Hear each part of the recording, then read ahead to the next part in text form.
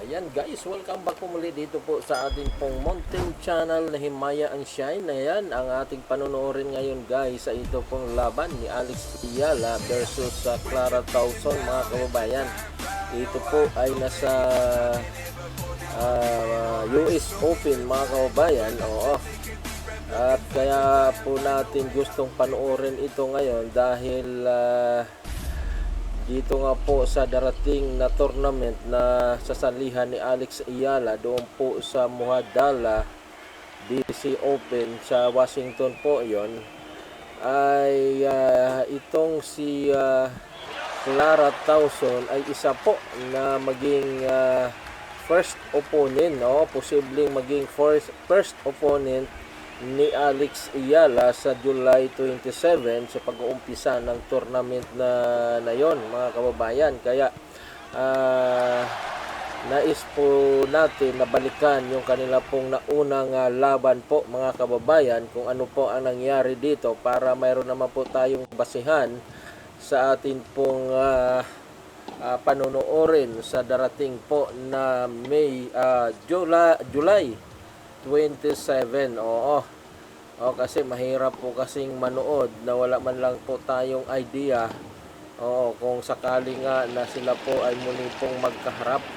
So mas maganda na ma-refresh po tayo o mapanood po natin muli itong kanila pong naging unang laban doon po sa US Open.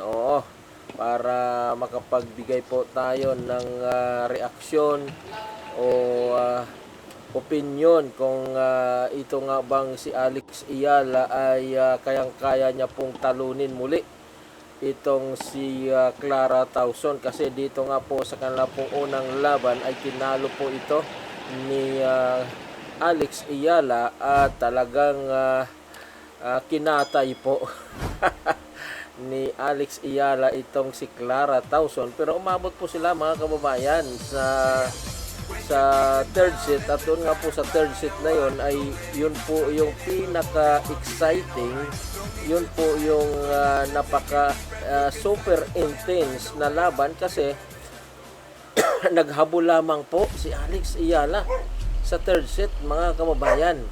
Kaya napakahalaga po nito na ito po ay atin pong mapanood para dito po tayo magkukuha ng atin pong maging basihan sa atin pong magiging opinion sa darating po na laban ni Alex Eala.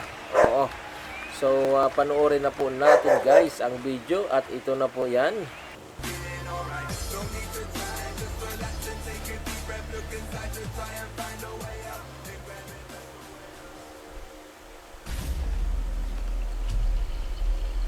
Ayan na, volt 30.